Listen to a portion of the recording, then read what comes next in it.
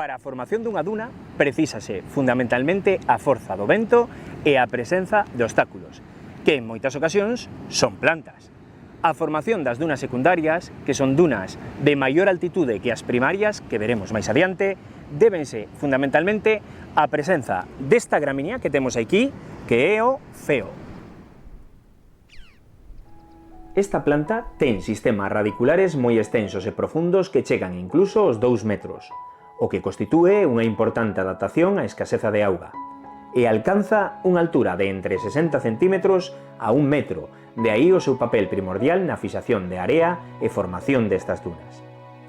Ademais, as larvas deste tipo de escarabello de San Xoán que observades aquí parecen ter predilección por alimentarse do seu rizoma, polo que, como vedes, o feo da praia é unha planta imprescindible neste ecosistema. Por outra banda, se tomamos como punto de referencia a praia e avanzamos cara ao interior, a nivel destas dunas secundarias aparecen as primeiras plantas fixadoras de nitróxeno, xa que os aportes orgánicos da ribazón non chegan xa a esta altura.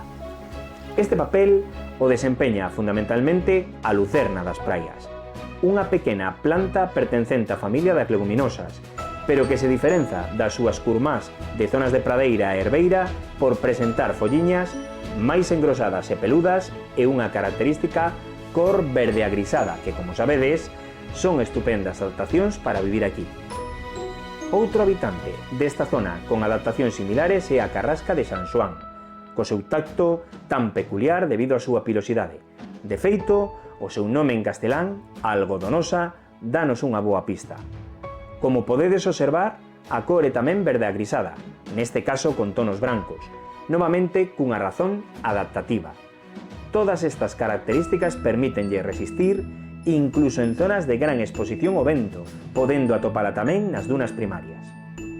Nestes ambientes costeiros é frecuente encontrar distintas especies de alelí. Destacamos aquí o alelí das praias, cas súas atractivas flores de pétalos violáceos. Unha planta aínda abundante en Galicia, pero que vive nun hábitat moi vulnerable. Sirva de exemplo que esta especie aparece xa catalogada como en perigo de extinción en Asturias. Lembrade ademais que toda esta variedade florística sustenta tamén unha gran diversidade faunística a que dá alimento e acubillo, desde aves como as choias ata multitude de invertebrados. Precisamente, moitos deses invertebrados son o recurso que veñen buscando as choias de bico vermello, unha especie de córvido cuxas poboacións están en declive pola degradación do seu hábitat.